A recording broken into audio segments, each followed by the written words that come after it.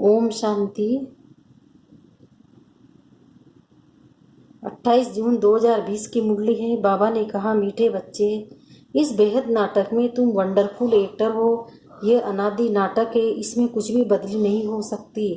प्रश्न है, बुद्धिवान दूरान देसी बच्चे ही किस गुह राज को समझ सकते हैं?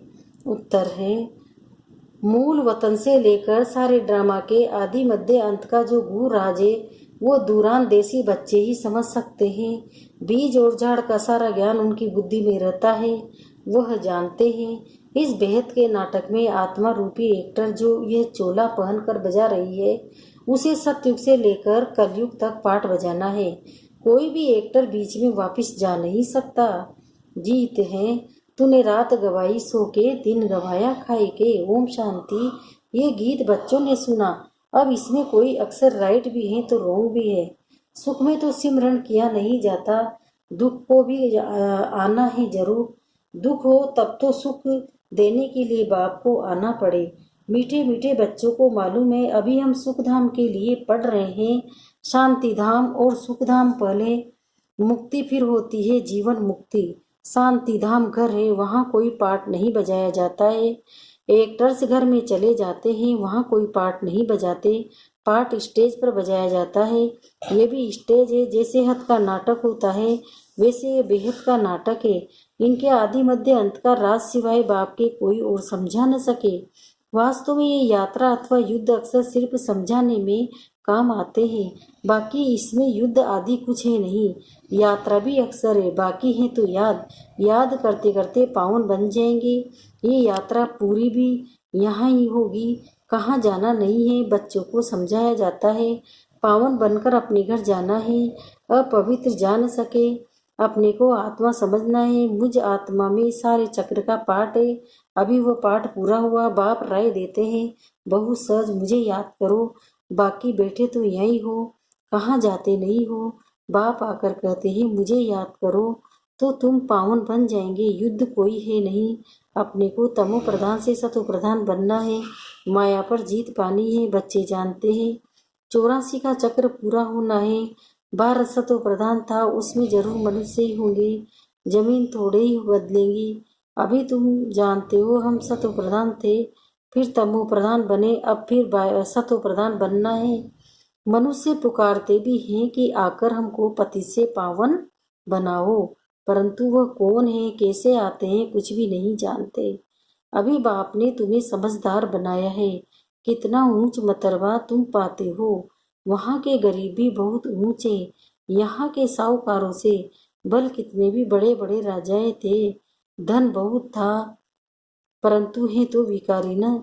इनसे वहाँ की साधारण प्रजा भी बहुत ऊंच बत्ती है। बाबा फर्क बतलाते हैं। रावण का परछाया आने से पतित बन जाते हैं। निर्विकारी देवताओं के आगे अपने को पतित कह माथा जाकर टेकते हैं। बाप यहाँ आते हैं तो फट से ऊँच चढ़ा देते हैं। सेकंड की बात है। अभी बाप ने तीसरा नेत्र दिया है ज्ञान का। तुम बच्चे दूरान देसी बन जाते हो। ऊपर मूल वतन से लेकर सारे ड्रामा का चक्र तुम्हारी बुद्धि में याद है। जैसे हद का ड्रामा देखकर फिर आए सुनाते हैं ना, क्या क्या देखा, बुद्धि में भरा हुआ है। जो वर्णन करते हैं आत्मा में भर कर आते हैं, फिर जाकर डिलीवरी करते हैं। ये फिर हैं बेहद की बातें। तुम बच्चों की बुद्धि में इस बेहद ड्रामा के आदि मध्य अंत का राज रहना चाहिए, जो रिपीट होता रहता है। उस हद के नाटक में तो एक एक्टर निकल जाता है तो फिर बदले में दूसरा आ सकता है। कोई बीमार हुआ तो उनके बदले फिर दूसरा ऐड कर देंगे। ये तो चैतन्य ड्रामा है, इसमें जरा भी अदली बदली नहीं हो सकती। तुम बच्चे जानते हो हम आत्मा हैं। ये शरीर रूपी चोला है जो पहनकर हम बहुरूपी पाठ बजाते हैं। नाम रूप देश फीचर्स बदलते जाते हैं। एक्टर्स को अपनी एक्ट का तो मालूम होता है ना। बाप बच्चों को ये चक्र का राज तो समझाते रहते हैं।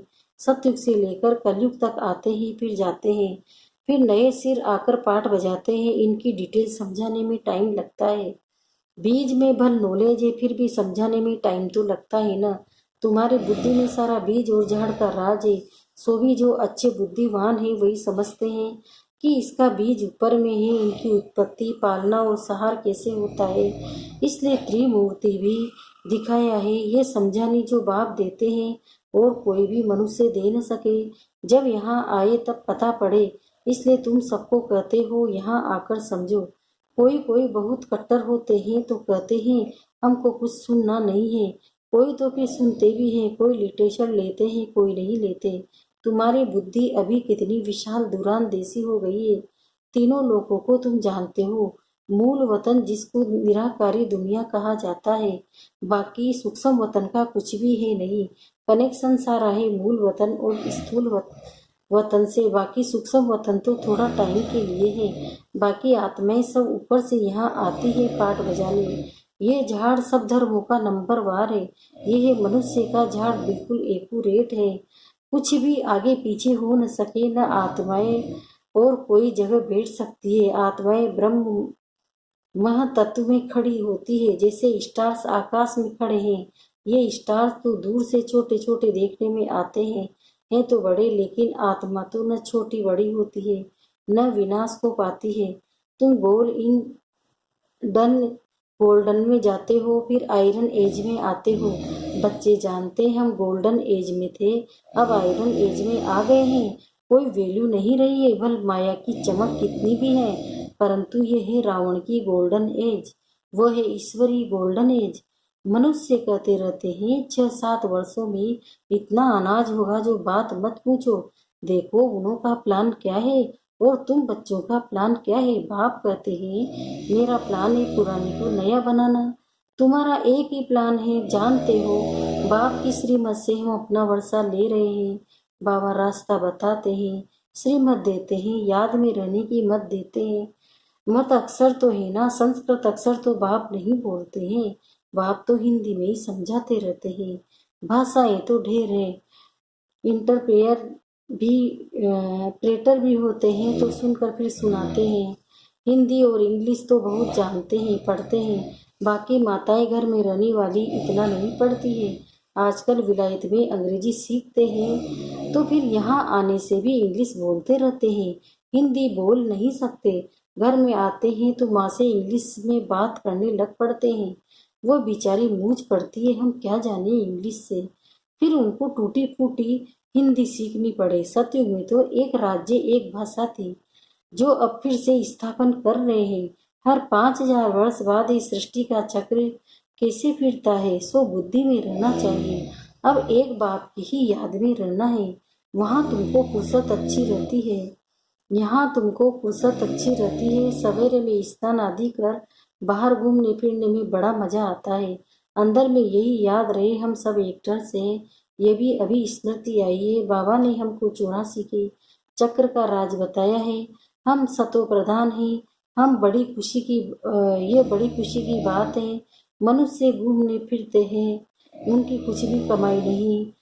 तुम तो बहुत कमाई करते हो। बुद्धि में चक्र भी याद रहे, फिर बाप को भी याद करते रहो। कमाई करने की युक्तियाँ बाबा बहुत अच्छी अच्छी बताते हैं। जो बच्चे ज्ञान का विचार सागर मंथन नहीं करते हैं, उनकी बुद्धि में माया खिटखिट करती है, उन्हें ही माया तंग करती है।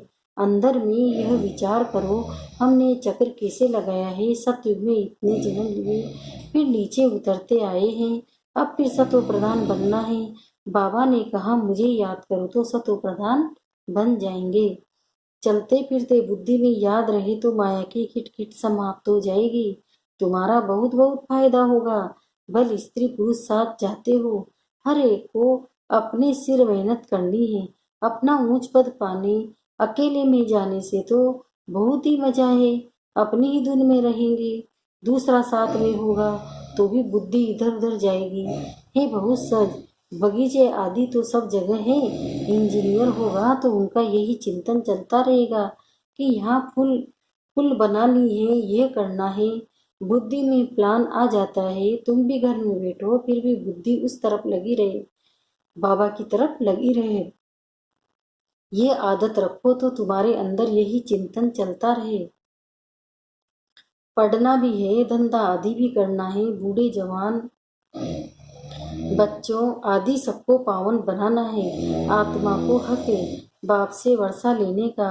बच्चों को भी छोटेपन में ही ये बीज पड़ जाए तो बहुत अच्छा। आध्यात्मिक विद्या और कोई सिखा न सके। तुम्हारी ये जो आध्यात्मिक विद्या है, यह तुमको बाप ही आकर पढ़ाते हैं। उन स्कूलों में मिलती है जिस्मानी विद्या, और यह है शास्त्रों की विद्या, यह फिर है रूहानी विद्या। तो तुमको भगवान सिखलाते हैं। इनका किसी को भी पता नहीं है। इनको कहा ही जाता है स्पिरिचुअल नॉलेज, जो रूह आकर पढ़ाते हैं। उनका और कोई नाम नहीं रखा जा सकता है, वो तो स्वयं बाप आकर पढ़ाते हैं। भगवान वाचे है ना, भगवान एक ही बार इस समय आकर समझाते हैं। इसको रूहानी नॉलेज कहा जाता है। ये शास्त्रों की विद्या अलग है। तुमको पता है कि नॉलेज एक है जिस्मानी कॉलेज आदि की, दूसरी है आध्यात्मिक शास्त्रों की विद्या, तीसरी है रूहानी नॉलेज। वह बल कितने भी बड़े बड़े डॉक्टर्स ऑफ फिलोसॉफी हैं, परंतु उनके पास भी शास्त्रों की बातें हैं। तुम्हारी ये नॉलेज बिल्कुल अलग है। यह स्पिरिचुअल नॉलेज, जो स्पिरिचुअल फादर सभी आत्माओं का बाप है, वही पढ़ाते हैं। उनकी महिमा है शांति, सुख का सागर। कृष्ण की महिमा बिल्कुल अलग है। गुण अवगुण मनुष्य में होते हैं जो बोलते रहते हैं। बाप की महिमा को भी यथार्थ रीति तुम जानते हो। वो तो सिर्फ तोते मुआफिक गाते हैं, अर्थ कुछ नहीं जानते। जो बच्चों को बाबा राय देते हैं अपनी उन्नति कैसे करो, पुरुषार्थ करते रहेंगे तो फिर पक्का होता जाएगा। फिर ऑफिस में काम करते समय भी ये स्मृति आएगी। ईश्वर की स्मृति रहेगी, माया की स्मृति तो आधा कल्प चली। अब बाप यथार्थ रीति बैठ समझाते हैं। अपने को देखो, हम क्या थे अब क्या बन गए हैं। फिर हमको बाबा ऐसा देवता बनाते हैं। ये भी तुम बच्चे ही नंबरवार पुरुषार्थ अनुसार पढ़ जानते हो। पहले पहले भारत ही था, भारत में ही बाप भी आते हैं पाठ बजाने। तुम भी आदि सनातन देवी देवता धर्म के हो ना। तुमको पवित्र बनना है, नहीं तो पिछाड़ी में आएंगे। फिर क्या सुख पाएंगे। भक्ति जास्ती नहीं की होगी तो आएंगे नहीं, समझ जाएंगे। ये इतना उठाने वाला नहीं है, समझ सकते हैं ना। बहुत मेहनत करते हैं, फिर भी कोई बिरले निकलते हैं। लेकिन थकना नहीं है, मेहनत तो करनी है। मेहनत बिगड़ कुछ मिलता थोड़ी है, प्रजा तो बनती रहती है। बाबा बच्चों को उन्नति के लिए युक्ति बताते हैं। बच्चे अपनी उन्नति करनी है तो सवेरे सवेरे स्नान आदि कर एकांत में जाकर चक्र लगाओ, वह बैठ जाओ। तंदुरुस्ती के लिए पैदल करना भी अच्छा है। बाबा भी याद पड़ेगा और ड्रामा का राज भी बुद्धि में रहेगा। कितनी कमाई है, ये है सच्ची कमाई। वह कमाई पूरी हुई, फिर इस कमाई का चिंतन करो। डिफिकल्ट कुछ भी नहीं है। बाबा का देखा हुआ है, सारी जीवन कहानी लिखते हैं। आज इतने बजे उठा, फिर यह किया, समझाते हैं। पिछाड़ी वाले पढ़कर सीखेंगे। बड़े बड़े मनुष्य की बायोग्राफी पढ़ते ही ना बच्चों के लिए लिखते हैं कि फिर बच्चे भी घर में ऐसे अच्छे स्वभाव के होते हैं। अभी तुम बच्चों को पुरुषार्थ कर सतो प्रधान बनना है। सतो प्रधान दुनिया का फिर से राज्य लेना है। तुम जानते हो कल्प कल्प हम राज्य लेते हैं और फिर गंवाते हैं। तुम्हारी बुद्धि में ये सब है। ये है नई दुनिया, नए धर्म के लिए नई नॉलेज। इसलिए मीठे मीठे बच्चों को फिर भी समझाते हैं, जल्दी जल्दी पुरुषार्थ करो। शरीर पर भरोसा थोड़े ही है। आजकल मौत बहुत इजी हो गया है। वहाँ अमर लोक में ऐसी मृत्यु कब होती नहीं है। वहाँ यहाँ तो बैठे बैठे कैसे मर जाते हैं। इसलिए अपना पुरुषार्थ करते रहो, जमा करते रहो।